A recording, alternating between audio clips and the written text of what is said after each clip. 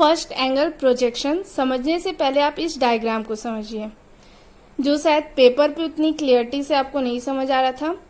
इस first angle projection इस diagram में क्या दिखा रहा है आपको, एक ये आपकी सरफेस है, ये क्या है हॉरिजेंटल प्लेन, मीन्स जो यहाँ से यहाँ तक सीधी सीधी है ये पूरी आपकी हॉरिजेंटल प्लेन है।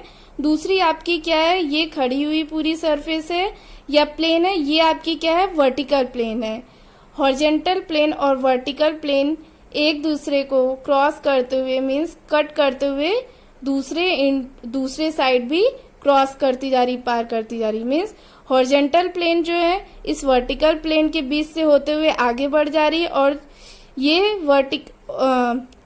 वर्टिकल प्लेन इस हॉरिजेंटल प्लेन से भी होते हुए नीचे की ओर जा रहा है। जैसा कि आप लोग कोऑर्डिनेट ज्योमेट्री में भी पढ़े थे कि 4 तरीके से कोऑर्डिनेट होते हैं, first coordinate, second coordinate, third coordinate, fourth coordinate. वैसा ही है, उसी ड्राइंग को बोलते हैं first angle, third angle projection drawing, first angle projection, second angle projection, third angle projection, fourth angle projection. जब ऑब्जेक्ट हमारा फर्स्ट कोऑर्डिनेट में रखा हो, मीन्स अगर हमारा ऑब्जेक्ट इन दोनों के बीच में रखा हो, जहाँ पे एचपी वीपी परपेंडिकुलर है और ये फर्स्ट कोऑर्डिनेट पे अगर हमारा ऑब्जेक्ट रखा हुआ है, तो जो हमें प्रोजेक्शन मिलेगा हम उसे फर्स्ट एंगल प्रोजेक्शन कहेंगे। यहाँ पे भी हमारा एचपी और वीपी के बीच में ही रखा है, लेकिन यहाँ क्या है सेकेंड कोऑर्डिनेट में। अगर हम अपने ऑब्जेक्ट को यहाँ पे रख दें तो हमें यहाँ पे जो प्रोजेक्शन मिलेगा वो क्या मिलेगा, सेकेंड एंगल प्रोजेक्शन मिलेगा। यहाँ पे अगर हम अपने ऑब्जेक्ट को रख दें थर्ड कोऑर्डिनेट पे तो हमें थर्ड एंगल प्रोजेक्शन मिलेगा। अगर हम अपने ऑब्जेक्ट को यहाँ पे रख दें तो ये हमें फोर्थ कोऑर्डिनेट या फोर्थ कोऑर्डिनेट में अगर हम ऑब्जेक्ट को रखते हैं तो फोर्थ एंगल प्रोजेक्शन मिलेगा।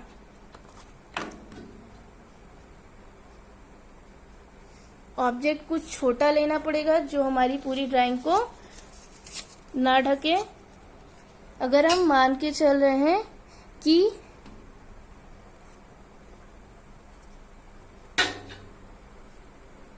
ये हमारा ऑब्जेक्ट है, अगर ये यहाँ पे रखा हुआ है, यहाँ से हमारी ये हमारा क्या है ऑब्जेक्ट है, यहाँ हमारी क्या हो जाएगी रेस हो जाएगी। इस ऑब्जेक्ट से होते हुए अगर ये वीपी पे प्रोजेक्ट करेगी, ये वीपी पे प्रोजेक्ट करेगी तो हमें इसका क्या देगी फ्रंट व्यू। मीन्स अभी हम इस ऑब्जेक्ट को अगर सीधा रख दे, जो हम लिखवाया था कि कंसीडर ए बॉक्स, तो अगर हम इसको एज्यूम कर ले कि ये हमारा एक क्या है बॉक्स है, इस बॉक्स से हमें क्या होके जाएगी, हमने जो डिफिनेशन अभी आपको लिखवाई थी उसमें यही लिखवाई थी कंसीडर ए बॉक्स। तो हमने इस पेपर को मान लिया ये एक तरीके से हमारा क्या है एक बॉक्स है। अगर ऑब्जेक्ट हमारा फर्स्ट एंगल में रखा है, फर्स्ट एंगल में रखने की पोजीशन हमने साथ में लिखवाई in front of the VP. VP के क्या है सामने and above the HP, HP के ऊपर रखा हुआ है और वीपी से क्या रखा हुआ सामने रखा हुआ है। इस आप बॉक्स को देख रहे हैं तो इस क्या दिख रहा है, ये आपका एचपी से ऊपर है, मीन्स इस सरफेस से आपका ये ऊपर है, एचपी से क्या है ऊपर है और वीपी से क्या है सामने। इस जगह पे आपका बॉक्स ये रखा हुआ है। अगर आपकी रेस इधर से सामने से आती है, प्रोजेक्ट होके आपको इस वर्टिकल प्लेन पे क्या मिलेगा, इसका प्रोजेक्शन आगे ले जाएंगे तो इस वर्टिकल प्लेन पे इसका आपको फ्रंट व्यू मिलेगा इस सरफेस का। और अगर इसी को आप ऊपर से देखेंगे टॉप से और हॉरिजॉन्टल पे प्रोजेक्ट करेंगे तो इसका टॉप व्यू मिलेगा। यहाँ पे आपको इसका टॉप व्यू मिलेगा।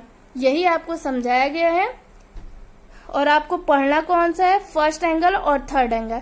थर्ड एंगल में सेम जस्ट अपोजिट क्या हो जाएगा कि आपका ऑब्जेक्ट यहाँ पे रखा हो, थर्ड एंगल में रखा हो, means behind the VP and below the HP. VP से क्या हो जाएगा पीछे हो जाएगा और एचपी के क्या हो जाएगा नीचे हो जाएगा। ये चीज आपको एकदम क्लियर होना चाहिए कि आप कैसे पता कर पाएंगे कि फर्स्ट एंगल में रखा है या थर्ड एंगल में। तो ये यही मतलब हुआ, अगर एचपी से आपका ऊपर और वीपी के सामने है तो ये फर्स्ट एंगल में रखा है, अगर ये वीपी के पीछे और एचपी से नीचे रखा हुआ है तो ये थर्ड एंगल में रखा हुआ है। अभी हम इस वीडियो में सेकंड और फोर्थ कोऑर्डिनेट की कोई बात नहीं करेंगे।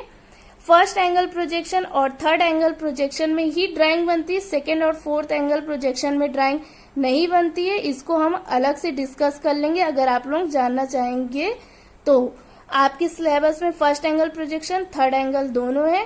पहले इंडिया में मोस्टली फर्स्ट एंगल प्रोजेक्शन बनती थी, पर फॉरेन में थर्ड एंगल प्रोजेक्शन फॉलो होता था, इसलिए आजकल इंडिया में भी ट्रेंड में थर्ड एंगल प्रोजेक्शन आ गया है। आई थिंक अब आप लोगों को क्लियर होना चाहिए कि क्या हो रहा है। सेम चीज आप एक बार रिपीट कर लीजिए। इस पेज में आपको हमने अभी जो लिखवाया था वो